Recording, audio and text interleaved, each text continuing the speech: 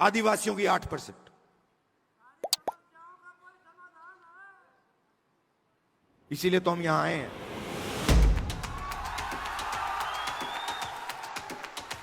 मोहन भगवत कहते हैं कि गंगा गंगोत्री में नहीं शुरू हुई। हिंदुस्तान को आजादी 15 अगस्त 1947 को नहीं मिली, बाद में मिली। तो अगर मोहन भगवत कह रहे हैं कि 15 अगस्त 1947 को आजादी नहीं मिली, तो वो इसको नकार रहे हैं। वो कह रहे हैं, खुले स्टेज में कह रहे हैं कि इस किताब में जो सोच है उसका हिंदुस्तान के लिए कोई मतलब नहीं है। जब आप लोगों ने, हमने मिलकर मोदी जी को संविधान की सच्चाई समझाई, तो फिर पहले दिन इलेक्शन के बाद आए तो फिर ऐसे आए थे। मगर चाहते थे कि मैं उसको उठा के फेंक दूं। मगर हिंदुस्तान की जनता ने कहा, भैया अगर आपने सिर पे नहीं रखा तो हम तुम्हें उठा के फेंक देंगे। तो इसलिए प्रधानमंत्री ने इसको यहां रखा, मत्था टेका, अंदर चले गए और फिर अपना काम फिर से शुरू कर दिया। मैं कल कुछ दिन पहले रात को एम्स गया। मेट्रो स्टेशन में लोग, वहां 600-700 लोग लेटे हुए हैं। किसी को कैंसर हुआ है, दिल की बीमारी है, वाल्व नहीं काम कर रहा, सांस नहीं ले पा रहे हैं, टॉयलेट नहीं वहां पे, खाने को नहीं है, प्राइवेट अस्पताल में जा नहीं सकते। पूरा का पूरा सिस्टम, चाहे वो प्राइवेट अस्पताल हो, शिक्षा का सिस्टम हो, स्वास्थ्य का सिस्टम हो, बिजनेस का सिस्टम हो, आपके लोग हैं ही नहीं उसमें। न्याय की आंधी, न्याय की आंधी, न्याय की आंधी, न्याय की आंधी। जय जय बापू, जय भीम, जय बापू, जय भीम।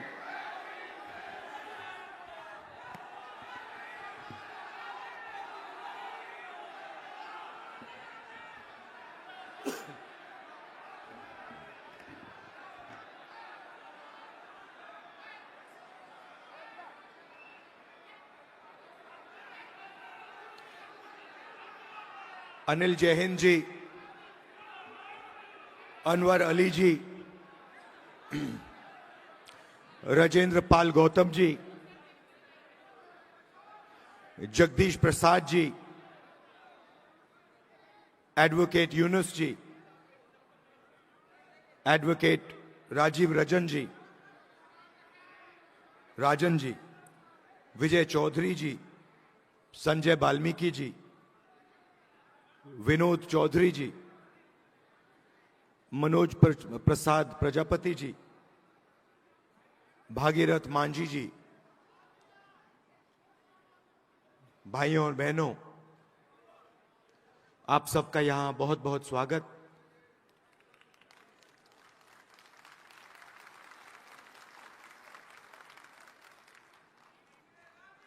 मैं आपके भाषण सुन रहा था।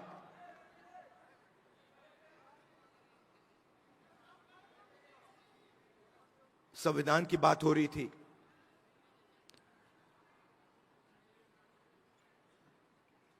और जब हम इस किताब को देखते हैं, दिखाइए जरा अपना संविधान।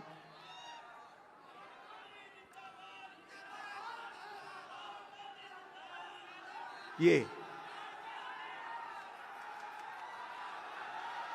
देखिए, जैसे ये अचानक संविधान इस हॉल के कोने कोने तक पहुंच गया, वैसा ही हम हिंदुस्तान में करना चाहते हैं। मगर हमारे लिए ये सिर्फ एक किताब नहीं है। ये इस किताब में हजारों साल की सोच है, हिंदुस्तान की सोच है। आपने शुरुआत में कहा कि बुद्ध भगवान की धरती पे आप स्वागत कर रहे हो। बुद्ध भगवान की आवाज इस संविधान में है।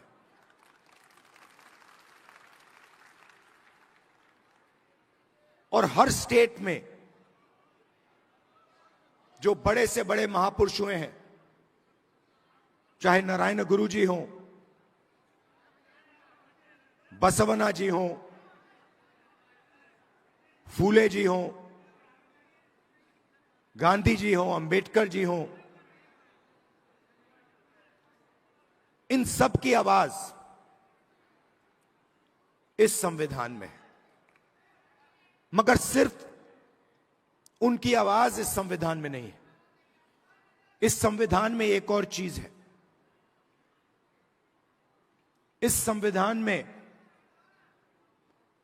जो हजारों साल से इस देश में दलितों को, पिछड़ों को, आदिवासियों को, उनके खिलाफ जो अन्याय किया गया, जो लाखों करोड़ों रुपए, लाखों करोड़ों लोगों का जो दर्द है, दुख है, वो भी इस संविधान के अंदर आज तक है।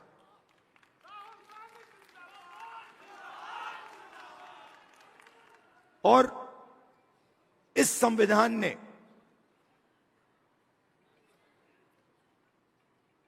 उस दर्द को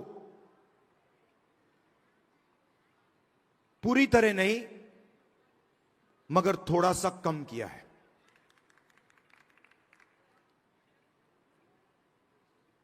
आज मैं यहां जब आ रहा था,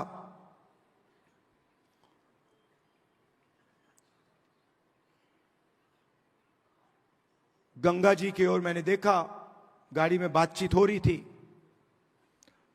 और मैं सोच रहा था कि ये लगती तो एक नदी है,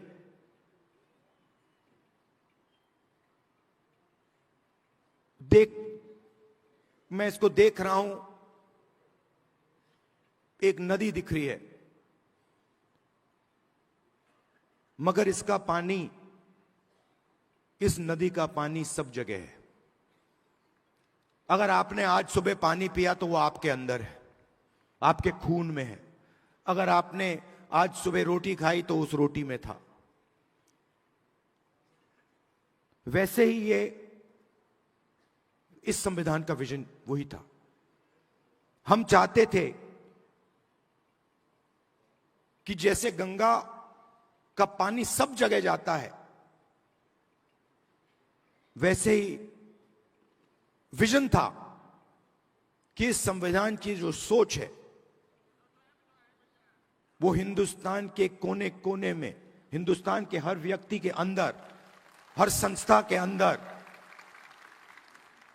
जैसे गंगा का पानी जाता है वैसे जाए।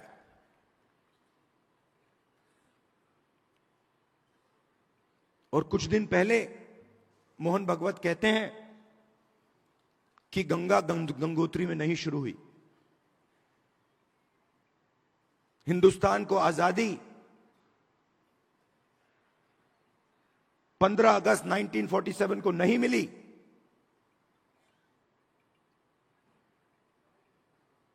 बाद में मिली। तो अगर मोहन भागवत कह रहे हैं कि 15 अगस्त 1947 को आजादी नहीं मिली, तो वो इसको नकार रहे हैं। वो कह रहे हैं, खुले स्टेज में कह रहे हैं कि इस किताब में जो सोच है उसका हिंदुस्तान के लिए कोई मतलब नहीं है। यह आजादी का नतीजा नहीं था, क्योंकि उस समय मोहन भागवत के मुताबिक आजादी तो मिली नहीं।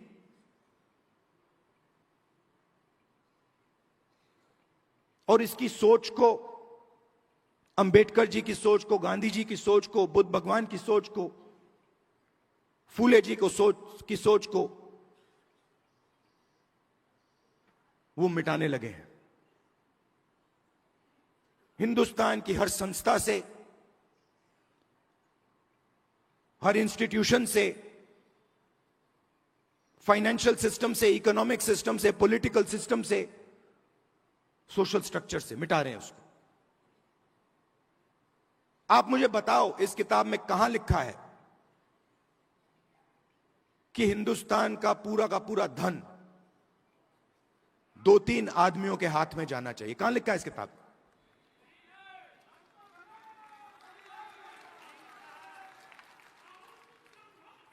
तो मोदी जी आते हैं, पार्लियामेंट में आते हैं, पहले कहते थे 400 सीट आएंगे तो इसको हम बदल देंगे, और फिर जब आप लोगों ने, हमने मिलकर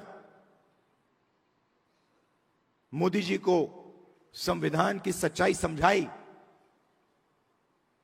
तो फिर पहले दिन इलेक्शन के बाद आए तो फिर ऐसे आए थे। मगर चाहते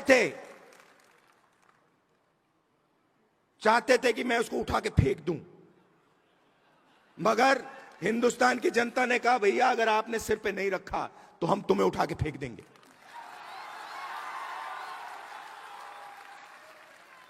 तो इसलिए प्रधानमंत्री ने इसको यहां रखा, मत्था टेका, अंदर चले गए और फिर अपना काम फिर से शुरू कर दिया। मैं आपको 2-3 आंकड़े देना चाहता हूं।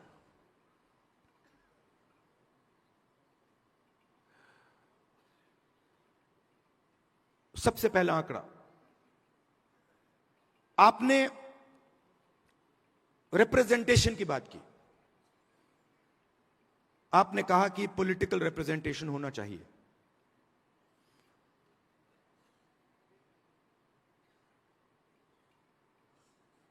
आज के हिंदुस्तान में एमएलए के पास, मेंबर ऑफ पार्लियामेंट के पास कोई पावर नहीं है। मैं मिलता हूं लोकसभा में बीजेपी के पिछड़े वर्ग के एमपी से, दलित एमपी से, आदिवासी मेंबर ऑफ पार्लियामेंट से। वो मुझे कहते हैं भैया हमें पिंजरे में बंद कर यहां टांग रखा है।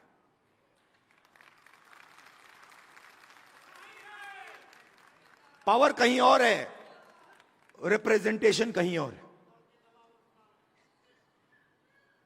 इसका यह मतलब नहीं है कि रिप्रेजेंटेशन नहीं मिलनी चाहिए, मिलनी चाहिए, जरूर मिलनी चाहिए और मिलनी चाहिए, मगर मेरा कहना है सिर्फ रिप्रेजेंटेशन से काम नहीं होने वाला है। हिंदुस्तान की सबसे बड़ी कंपनियों की लिस्ट निकालिए, अदानी, अंबानी, टाटा, बिरला, लिस्ट निकालिए। 500 कंपनी की लिस्ट निकालिए। इनको हिंदुस्तान की सरकार देश का पूरा धन पकड़ा रहा है। एयरपोर्ट, पोर्ट्स, सेलफोन, सारा का सारा धन इन 500 लोगों को पकड़ाया जा रहा है। और मैं आपसे पूछना चाहता हूं, इन 500 लोगों में से, इन 500 कंपनी के मालिक में से आप मुझे एक पिछड़ा वर्ग का व्यक्ति का नाम बता दो। एक दलित, एक आदिवासी का नाम आप मुझे बता दो। आपको एक नाम नहीं मिलेगा। इन कंपनियों की मैनेजमेंट टीम की लिस्ट निकालो, उसमें दिखा दो मुझे एक दलित नाम दिखा दो, एक आदिवासी नाम दिखा दो, एक पिछड़े वर्ग का नाम दिखा दो, एक माइनॉरिटी का नाम दिखा दो।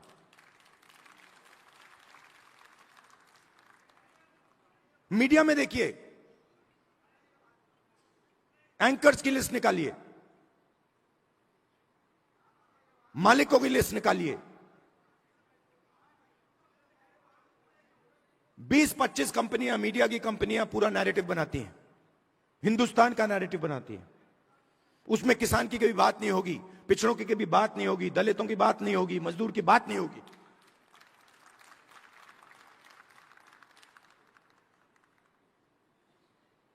कुछ साल पहले मैं सोच रहा था ये किसानों की बात क्यों नहीं करते,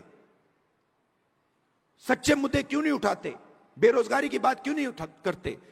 मैंने लिस्ट निकाली, देखता हूं ये है कौन। मालिकों में आपको एक ओबीसी नहीं मिलेगा, एक दलित नहीं मिलेगा, एक पिछड़े वर्ग का व्यक्ति में नहीं मिलेगा। है ही नहीं उसमें, आपके लोग है ही नहीं उसमें। आप प्राइवेटाइजेशन की बात होती है। आप मुझे बताओ कौन सी प्राइवेट कंपनी में दलित, आदिवासी, पिछड़े वर्ग के लोग मालिक हैं, मुझे बताओ।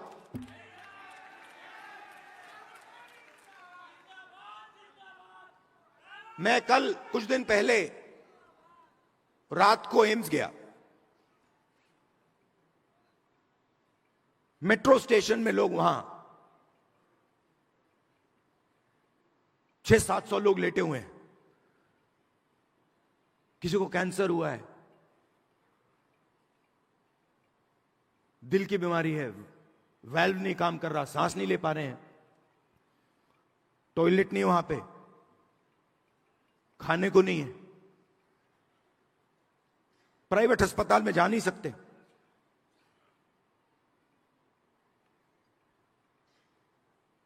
पूरा का पूरा सिस्टम, चाहे वो प्राइवेट अस्पताल हो, शिक्षा का सिस्टम हो, स्वास्थ्य का सिस्टम हो, बिजनेस का सिस्टम हो, आपके लोग हैं ही नहीं उसमें। आपने लड़ाई लड़ी, बहुत अच्छी लड़ाई लड़ी, और राजनीतिक रिप्रेजेंटेशन आपने पा लिया। मगर अगर मैं आपको सच्चाई बताऊं तो आपको सत्ता कहीं नहीं मिली। क्योंकि हुआ क्या, जब इन लोगों को पता लगा कि पिछड़ा वर्ग, दलित ये रिप्रेजेंटेशन ले रहे हैं,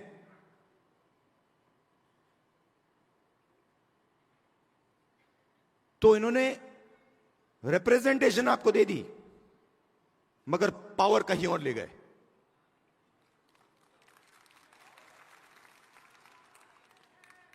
पावर कहां गई? पावर अदानी अंबानी, पावर आरएसएस, हर संस्था में अपने लोगों को डाल देते हैं। मैंने लिस्ट बनाई, आरएसएस के जो अपॉइंटीज हैं,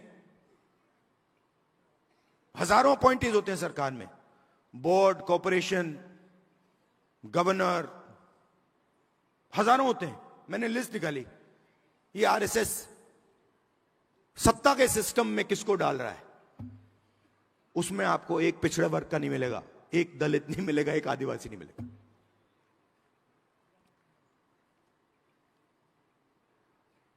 बजट, हिंदुस्तान का बजट 90 लोग बांटते हैं। एमपी एमएलए बजट नहीं बांटते। जो धन है वो 90 अफसर बांटते हैं, secretary to government of India.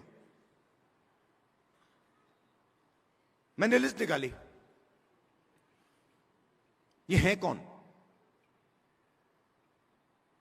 आपकी आबादी, पिछड़े वर्ग की आबादी 50% है, कम से कम। कोई जानता नहीं है। आज तक कोई यह नहीं कह सकता कि गारंटी कह के मैं कह रहा हूं कि भैया 50% है। यह कह सकते हैं कि हां 50%, कम से कम 50 है, 50 से 55 भी हो सकती है, 60 भी हो सकती है, पता नहीं, मगर 50 से कम नहीं है। दलितों की 15%, आदिवासियों की 8%। इसीलिए तो हम यहां आए हैं।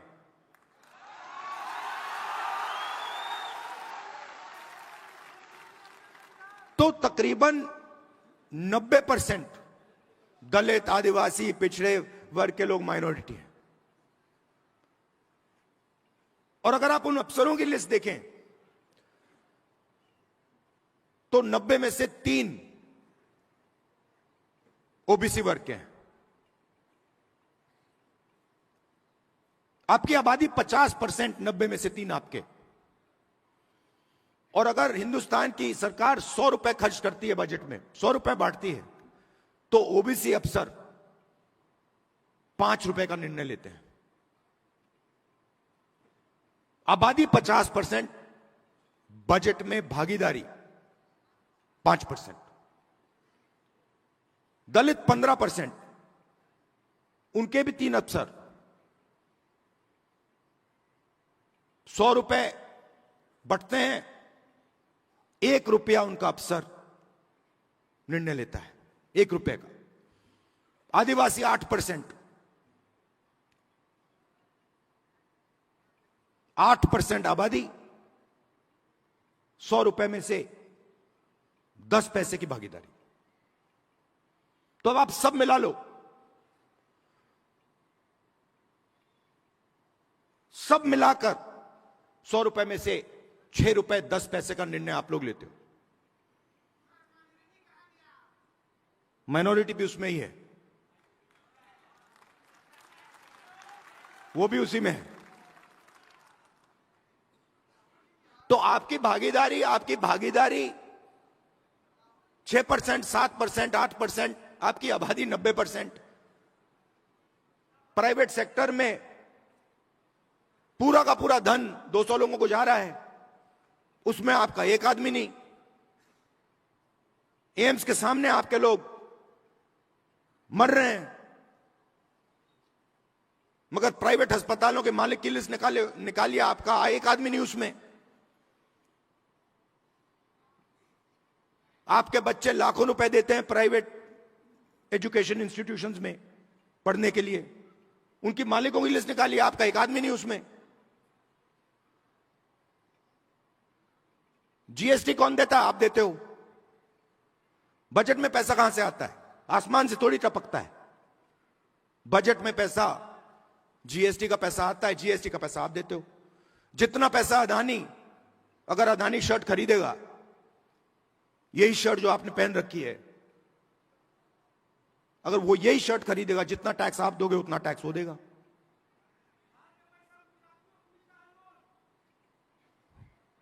तो हो क्या रहा है? आप मेहनत कर रहे हो, आप जीएसटी दे रहे हो, आपके जेब में से पैसा निकलता है, महंगाई बढ़ती है, आपका पैसा कहां जाता है?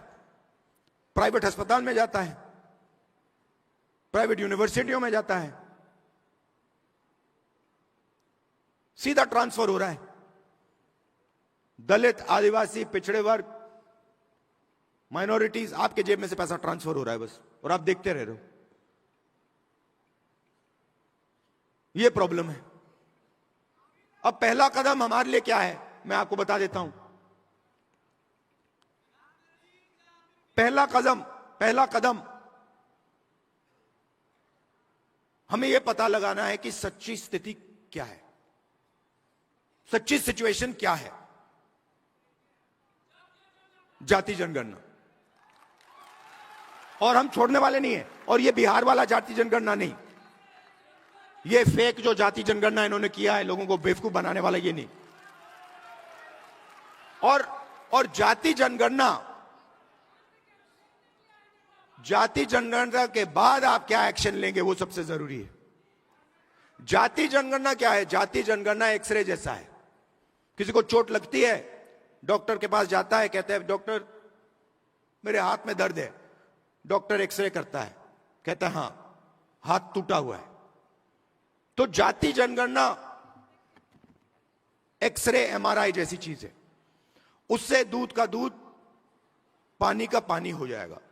सबको पता लग जाएगा हमारी आबादी इतनी है, भागीदारी इतनी है। मगर उसके बाद जाति जनगणना के बेसिस पे पॉलिसी बननी चाहिए। तो हमारा विजन क्या है कि हिंदुस्तान का पूरा जो सिस्टम है,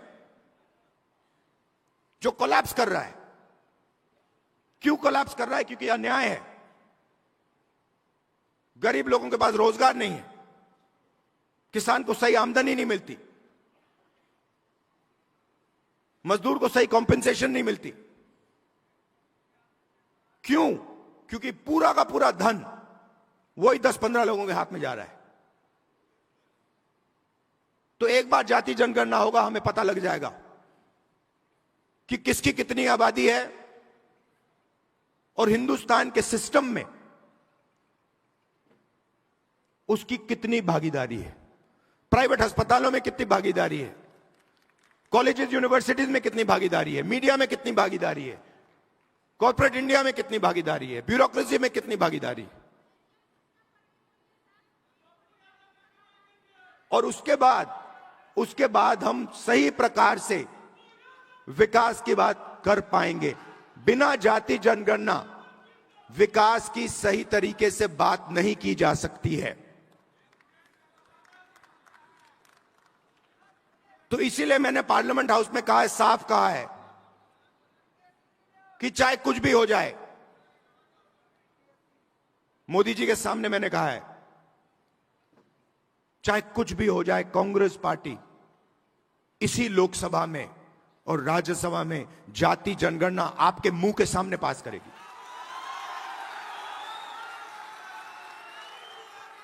और हमने यह भी कहा है कि जो दीवार बना रखी है 50% रिजर्वेशन की दीवार, उस दीवार को हम लोकसभा और राज्यसभा में तोड़ के परे कर देंगे। रिजर्वेशन 50% से ज्यादा होना चाहिए, जाति जनगणना होनी चाहिए और हर जात को इस देश में भागीदारी मिलनी चाहिए। और ये सिर्फ हम नहीं कह रहे हैं, ये सिर्फ आप नहीं कह रहे हैं, ये कॉन्स्टिट्यूशन कह रहा है, ये संविधान कह रहा है, इसमें लिखा हुआ है। इसमें लिखा है हिंदुस्तान के सब लोग एक जैसे हैं, समान हैं और सबकी प्रगति होनी चाहिए, सबकी भागीदारी होनी चाहिए। तो हम कॉन्स्टिट्यूशन के लिए, संविधान के लिए लड़ रहे हैं, संविधान की रक्षा कर रहे हैं और इसकी सोच को हम पूरे देश में फैला रहे हैं। और लड़ाई, मैंने पार्लियामेंट में भाषण में साफ बोली, लड़ाई संविधान और मनुवाद के बीच में है। एक तरफ समानता, एकता, दूसरी तरफ नफरत और हिंसा। और मैं ये आपसे कहने आया हूं, जो आपने कहा कि राजनीतिक नुकसान होगा तो भी मैं ये काम करूंगा, मुझे कोई फर्क नहीं पड़ता है। जितना नुकसान हो वो सब हो जाए, मुझे कोई फर्क नहीं पड़ता। ये काम मैं करके छोड़ूंगा। आप सब यहां आए, इसके लिए दिल से आपका बहुत बहुत धन्यवाद।